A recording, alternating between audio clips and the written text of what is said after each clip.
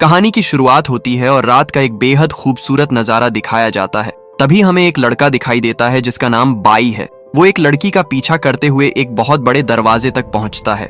जैसे ही वह उस दरवाजे के दूसरी तरफ जाता है, उसके सामने एक खूबसूरत बगीचा और बहती हुई नदी दिखाई देती है। लेकिन उसी वक्त वो लड़की अचानक उस नदी में कूद जाती है। दरअसल बाई उसी लड़की का पीछा कर रहा था और उसे पकड़ना चाहता था, इसलिए वह भी तुरंत उसके पीछे नदी में छलांग लगा देता है और तैरते तैरते उसका पीछा करता है। जैसे ही दोनों नदी के दूसरे किनारे तक पहुंचते हैं, तभी आसमान से जोरदार बिजली गिरती है। वो बिजली सीधे उस लड़की के कंधे पर आ गिरती है और तभी जिस जमीन पर वो खड़े होते हैं वो पिघलने लगती है और धीरे धीरे उस लड़की को अपनी तरफ खींचने लगती है। बाई के सामने ही वो लड़की जमीन में दबकर मर जाती है। लेकिन तभी बाई की आंख खुल जाती है और हमें पता चलता है कि ये बाई का एक डरावना सपना था। इस बुरे सपने को नजरअंदाज करते हुए बाई अपने काम पर पहुंचता है। वहां पहुंचकर उसे पता चलता है कि उसके पार्टनर को एक बिजनेसमैन के आदमियों ने पकड़ लिया है। उस बिजनेसमैन का इल्जाम होता है कि उसके पार्टनर ने उसकी कोई कीमती चीज चुरा ली थी। वो लड़का बार बार कसम खाकर कहता है कि वो बेकसूर है, लेकिन कोई भी उसकी बात पर यकीन नहीं करता।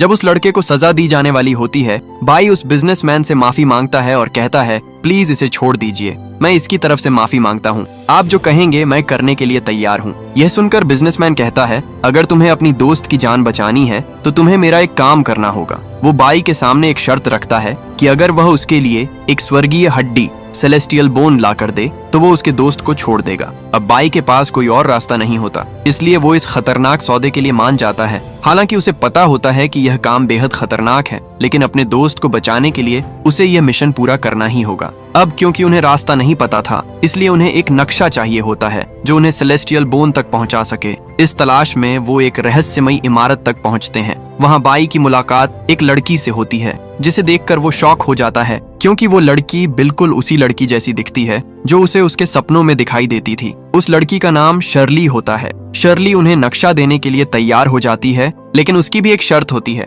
उसे भी इस सफर में साथ आना होता है। इसके बाद तीनों को एक नए और खतरनाक सफर पर निकलते हुए दिखाया जाता है। अब सभी लोग एक नाव में सफर कर रहे होते हैं और उनके साथ एक अजीब आदमी भी मौजूद होता है।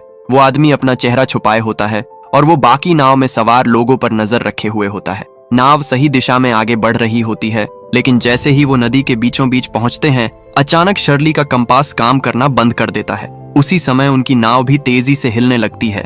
बाई और शर्ली को अंदाजा हो जाता है कि आसपास कोई है जो उनकी नाव से टकरा रहा है। दोनों नाव पर खड़े होकर पानी की तरफ ध्यान से देखने लगते हैं। शुरुआत में उन्हें कुछ दिखाई नहीं देता, लेकिन अचानक एक विशाल दानव उनकी नाव पर हमला कर देता है। इस हमले की वजह से उनकी नाव टूटने लगती है। शर्ली पानी में गिरकर डूबने ही वाली होती है, लेकिन बाई समय रहते उसका हाथ पकड़ लेता है। इसके बाद बाई के सभी साथी उस दानव का सामना करने के लिए एकजुट हो जाते हैं। तभी बाई नाव के पाल के कपड़े को देखता है। वो उसे एक जाल में बदल देता है ताकि उस दानव को उसमें फंसा सके। जैसे ही दानव नाव पर छलांग लगाता है, बाई उसे अपने बनाए जाल में फंसा लेता है, लेकिन दानव एक झटके में उस जाल को फाड़ देता है। अब दानव और भी ज्यादा गुस्से में आ जाता है और नाव पर तबाही मचाने लगता है। अब हालात ऐसे हो जाते हैं कि वो दानव वहां मौजूद सभी लोगों को निगलने वाला होता है। तभी वही नकाबपोश आदमी सामने आता है जो शुरुआत से उनके साथ था।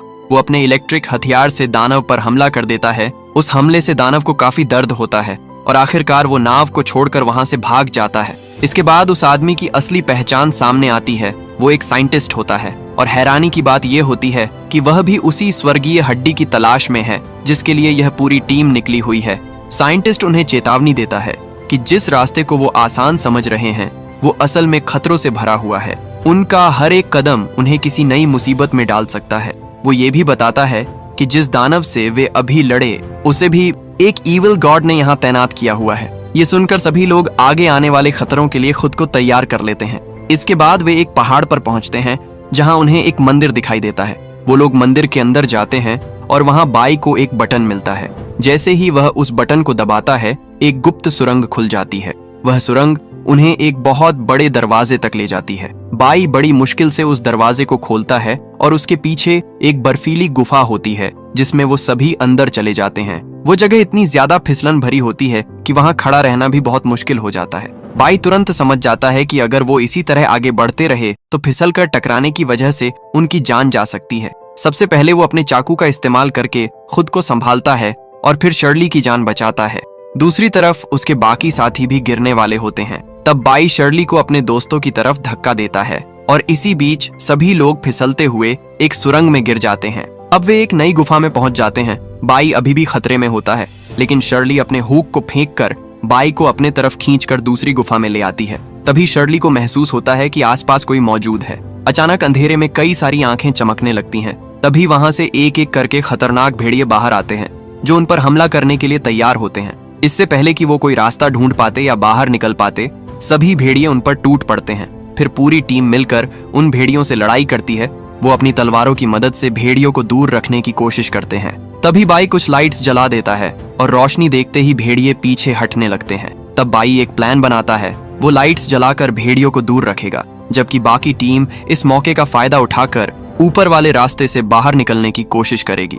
शर्ली यहाँ अपना एंकर का इस्तेमाल करती है। वह उसे ऊपर के रास्ते में फंसाकर उसमें एक रस्सी बांध देती है, लेकिन जैसे ही शर्ली ऊपर चढ़ने की कोशिश करती है, एंकर से जुड़े हुक टूट जाते हैं और वह नीचे गिर जाती है। इसी दौरान गुफा की छत में एक छेद बन जाता है, जिससे सूरज की रोशनी अंदर आने लगती है। अब भेड़िए उस रोशनी के पास नहीं आ पाते, क्योंकि सूरज की किरणें उनकी शरीर को जला रही होती हैं। इस वजह से वे सभी भेड़िए उनसे दूर हो जाते हैं। हालांकि वो अभी भी उनके खून के प्यासे होते हैं और उनका शिकार करना चाहते हैं, लेकिन बदकिस्मती से उन्हें ऐसा करने का मौका नहीं मिलता। सभी लोग सूरज की किरणों का फायदा उठाकर बाहर निकल जाते हैं, लेकिन तभी अचानक बादल सूरज को ढक लेते हैं और चारों तरफ अंधेरा होने लगता है। अब बाई फिर से उसी गुफा में उस खतरनाक भेड़ियों के बीच फंस जाता है। तभी उसका एक दोस्त आईने से सूरज की रोशनी बनाकर उसे आखिरकार ऊपर ले ही आता है। इतने खतरों के बाद अब उनमें आगे बढ़ने की हिम्मत नहीं बचती, क्योंकि उन्हें अंदाजा हो जाता है कि आगे का सफर और भी खतरनाक हो सकता है। इसलिए वो बिना स्वर्गीय हड्डी लिए ही वापस लौटने का फैसला कर लेते हैं। शहर वापस आने के बाद शर्ली बाई के घाव पर पट्टी कर रही होती है। तभी वो बाई के पीठ पर एक निशान देखती है। वैसा ही निशान शर्ली की पीठ पर भी होता है। इसके बाद शर्ली अपने पूरे ग्रुप को इकट्ठा करती है और उस निशान के बारे में सबको बताती है। वो बाकी मेंबर्स को बताती है कि यह कोई आम निशान नहीं, बल्कि एक श्राप है। बहुत समय पहले उनके पूर्वज एक रेगिस्तान से गुजर रहे थे और गलती से एक ईविल गॉडेस की गुफा में पहुंच गए थे, जहां वो ईविल गॉडेस कई सालों से आराम कर रही थी। उनके वहां पहुंचने से वह देवी नाराज हो जाती है। गुस्से में आकर ईविल गॉडेस उन पर कई खतरनाक मॉन्स्टर्स से हमला करवा देती है। इसी हमले के कारण उन सभी को यह श्राप वाला निशान मिल जाता है। इस निशान का मतलब होता है कि जिस पर भी यह श्राप है वह 50 साल की उम्र से पहले ही मर जाएगा, और यह श्राप पीढ़ी दर पीढ़ी उनके खून के साथ आगे बढ़ता रहेगा। ये सब सुनकर सभी लोग परेशान हो जाते हैं और शर्ली से पूछते हैं कि क्या इस श्राप को खत्म करने का कोई तरीका नहीं है। तब शर्ली बताती है कि जिस स्वर्गीय हड्डी को लेने के लिए वो निकले थे, वही इस श्राप को खत्म कर सकती है। अब बाई, जो धीरे धीरे शर्ली से प्यार करने लगा था, वो शर्ली को खोना नहीं चाहता था। अब बाई ये ठान लेता है और फैसला करता है कि वो शर्ली को मरने नहीं देगा। वो किसी भी कीमत पर स्वर्गीय हड्डी हासिल करके उसकी जान बचाएगा। अब उसके सभी साथी भी इस काम में उसकी मदद करने के लिए तैयार हो जाते हैं। इसके बाद वे उसी गुफा में पहुंचते हैं जहां पहले कई भेड़िए मौजूद थे। अब वो उस जगह को अच्छी तरह से जानते थे, इसलिए पूरी तैयारी के साथ वहां आते हैं। वो एक ऐसी तकनीक का इस्तेमाल करते हैं जिससे गुफा में लगभग 30 मिनट तक रोशनी बनी रहे, ताकि उन 30 मिनटों में भेड़िए उन पर हमला न कर सके। इस प्लान के हिसाब से उन्हें 30 मिनट के अंदर उस जगह को पार करके स्वर्गीय हड्डी हासिल करनी होती है। किसी तरह वो उस गुफा के अंदर एक और रास्ता बनाकर आगे बढ़ते हैं। वो रास्ता उन्हें एक मंदिर तक ले जाता है। ये एक प्राचीन मंदिर होता है, लेकिन बहुत अजीब और रहस्यमय रूप में दिखाई देता है। जैसे ही बाई वहां पहुंचकर लाइट ऑन करता है, एक चेन रिएक्शन की वजह से पूरा मंदिर रोशन हो जाता है। सभी लोग पूरी सावधानी और ध्यान के साथ आगे बढ़ते हैं। तभी बाई का पैर एक ट्रिगर पर पड़ जाता है और मंदिर तेजी से हिलने लगता है। उसी समय वहां से अजीब हथियारों से हमला शुरू हो जाता है। कहीं से तीर चलने लगते हैं तो कहीं से तलवारें। सभी लोग बड़ी मुश्किल से खुद को बचाते हैं। किसी तरह वो उन हमलों से बच निकलते हैं, लेकिन तभी उन पर बड़े बड़े नुकीले कील जैसे हथियार गिरने लगते हैं। उन्हें लगता है कि उन्होंने अब तक के सभी खतरे पार कर लिए हैं। तभी उनके सामने एक मकबरा दिखाई देता है।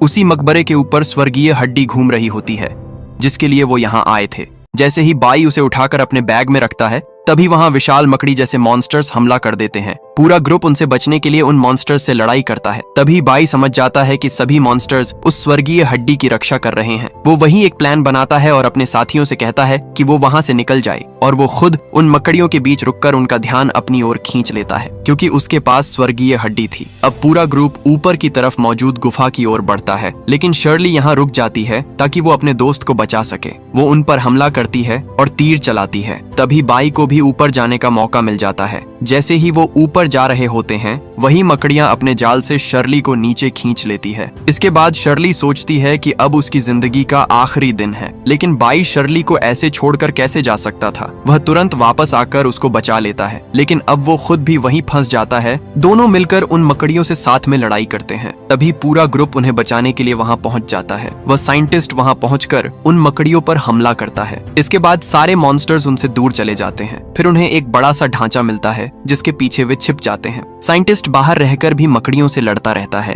और अपनी बोतल से उन पर गैस छिड़कता है। इसके बाद साइंटिस्ट वहां से वापस आ जाता है। उसी समय बाई अपनी जली हुई चिट्ठी फेंककर उस जगह को आग लगा देता है। जैसा कि पहले देखा गया था कि पूरा मंदिर लाइट ऑन होने से रोशन हो गया था। ये उसी चेन रिएक्शन की ओर इशारा करता था। अब हल्की सी आग लगते ही पूरा मंदिर विस्फोट के साथ फट जाता है। पूरे मंदिर में आग फैल जाती है। अब वहाँ ऑक्सीजन भी खत्म होने लगता है, जिसका मतलब था कि अब उन सबकी जान खतरे में थी। जब उन्हें ये एहसास होता है कि अब उनका बचना मुश्किल है, तो वो सभी एक दूसरे का हाथ पकड़ लेते हैं और इस तरह वो अपनी यूनिटी दिखाते हैं। जैसे ही वो ऐसा करते हैं, शर्ली का कंपास एक बार फिर से काम करना बंद कर देता है। ये देखकर सभी लोग हैरान रह जाते हैं, क्योंकि पहले भी जब शर्ली का कंपास बंद हुआ था, तभी नदी के दानव ने उन पर हमला किया था। अब उन्हें समझ आता है कि ये मंदिर असल में उसी नदी के बीचों बीच बना है और वो नदी का दानव भी उनके आसपास ही मौजूद है। उनकी ये सोच सही साबित होती है कि वह राक्षस बिल्कुल उनके पास है और लगातार मंदिर की दीवार पर टक्कर मार रहा है। इसी वजह से मंदिर की दीवार टूटने लगती है और धीरे धीरे पूरा मंदिर पानी से भर जाता है